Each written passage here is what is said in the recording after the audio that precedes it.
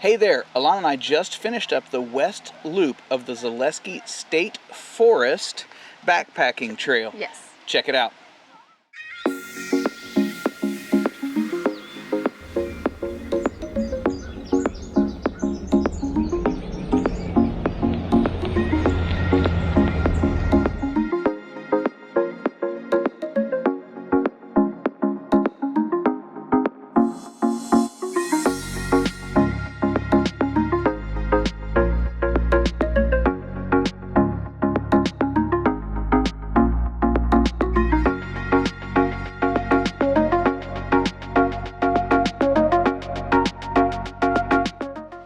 Our trip this weekend actually began the night before. We went ahead and drove in the hour and a half to 2 hours from our home, stopped by a camping spot. It's actually a parking lot that allows overnight parking. Spent the night there, that way we could get up and at 'em pretty early, thus the dark images that you see. We went ahead and moved from that spot where we stayed the night and got over towards the northeastern end of the lake and over by the Iron Furnace, or Point X on the hiking map. Then we went ahead and continued north through the hollow up towards Point W. One of the things I think Alana and I would both mention about that is it really begins in sort of an open hollow or gorge. And while that's nice, the downside of that is a lot of light gets in there, and there was a lot more brush than we are used to hiking through. Oh yeah. So anyway, I don't know that it's bad for a backpacking trail. Backpacking isn't something that Alana and I tend to do a lot of, and that's largely just because of the extra gear and everything that you have to pack along with that. I don't, because I already have close to 30 pounds on my back with all of my camera gear. But so anyway, the point is that we really don't have a good feeling for whether the growth that we were working through is normal for a backpacking trail that tends to get a little less use or not. But if you're used to doing hiking trails in the area and you're just looking for a little bit more mileage, it's definitely something to be aware of, because you will be running along quite a bit of bush and doing, frankly, what felt like more bushwhacking than I even do sometimes when I'm in a forest, intentionally bushwhacking for an image. So anyway, once we got up to Point W and we made our way up, really that was our way out and up on top of a ridge. Once we got up top on the ridge, it was a lot more open and nice. It was more of a typical hiking trail that we have experienced, at least until we got over to Point V. And then as we started to make our way a little bit more east and head back down south, it was just on and off. It would be open, and then it would again be sort of brush. Spots of mud here and there, but honestly, I wouldn't complain about it. No. We've actually had a couple days of rain here, and the amount of mud that was there I didn't find too bad. A lot of small water and stream crossings. If it was actively raining, I would prepare for wet feet, but we were able to pretty much dance around it.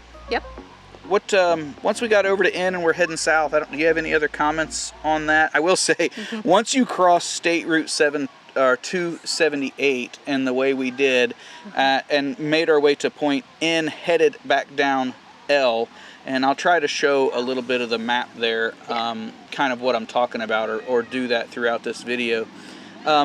You go up, and I mean up now. It does not mess around. It's a several 100-foot climb and what feels like a several 100 feet of walking. Like it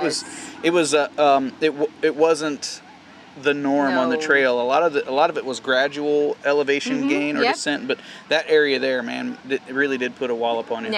Yeah, it really did. Would you recommend this trail again? Yes, I would. Yeah, it was really nice. One of the things, I mentioned a lot about the brush and kind of everything like that. And a side piece of that too, these backpacking trails, or at least this one, because it gets used less often, there was a little bit of maintenance that kind of should have been done a long time ago, and people have rerouted the trail to go around down trees and things like that. It all worked fine. It did. But the trail is advertised on the map at 8.7, and we ended up with 9.4 miles. Now normally I can blame my additional mileage on stopping for photographs. But I actually didn't get any photographs on this trail, so it was just longer. We actually added, a half a mile or so, just going around down trees and everything. So anyway, that's it. It was, I think, a great hike. Yeah, it was nice. no people really. Another benefit to that is it was 11 o'clock and we were two-thirds through the hike. We were a little over 6 miles before we saw the first piece in person. Yes. And then it was only 2 more people. There was a group of teenage boys. Yeah, very and one polite, guy. and one guy on his own. So just a few people. So that was it. While we were bushwhacking, it was kind of nice to have it all 100% to ourselves. If you can hear in the background now, we've moved on over towards Lake Hope, which sort of sits in the middle of Zaleski State Forest, and this is a place that's near and dear to our heart. We actually first visited here, we're thinking right around 23 years ago. We actually didn't have Keegan, our younger son. We just had Tommy and our chocolate lab. Yep. And we stayed in your mom's pop-up. The pop-up tent. Yep. I don't remember the name of it. Or Duck. The Duck. We stayed in the Duck, and it stormed like the dickens, but we hiked and it just really etched itself in. It's funny, if you do come to the campground to stay though, the pop-up worked great. Yes. But when we bought our fifth wheel back a few years later, this was like one of the first places we wanted to come back to because we'd had such a good time. And this 38-foot fifth wheel did not fit the same way that the pop-up camper did. In fact, while the pad was completely level, absolutely level, the ground just off of the pad fell at such a rate that we came down out of our door, down 3 steps on the RV, onto the top of a picnic table, the top of the picnic table. We walked down the picnic table, down to the bench, and then down to the extra little plastic step that we used to do. It was like a hike every time we got in and out of the camper, and our lab didn't want any part of it, so we had to pick her up. We had to pick her up and put her in the. She was a big girl. Yeah, she was. But anyway, I would recommend, even if you weren't looking for a big hike like the backpacking trail, that was just a small section. I think the whole thing's right around 25 miles. 28.8 is the advertised again, but our leg was longer than that.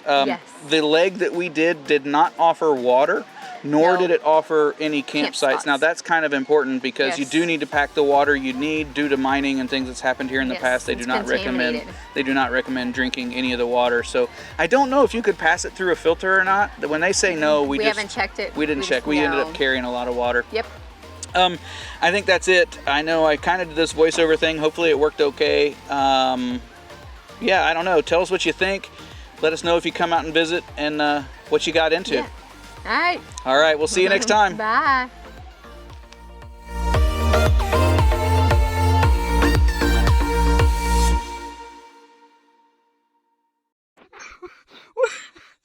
What just happened? I don't know where my cap went. It decided it wanted off and it took off. So you wanted your energy drink, but you didn't want to carry the can. Yes. So you put it in there. Yes. You just went to open it. I think now we know why energy drinks aren't in plastic bottles. Aren't in plastic bottles with lips. That cap is now on the moon. It's somewhere out there. I don't know what happened. She gone. Okay, just for the record, I found the cap. We are not litter bugs. When I say leave no trace and only footsteps, I mean it. So I've been looking for it, and we got it. No littering.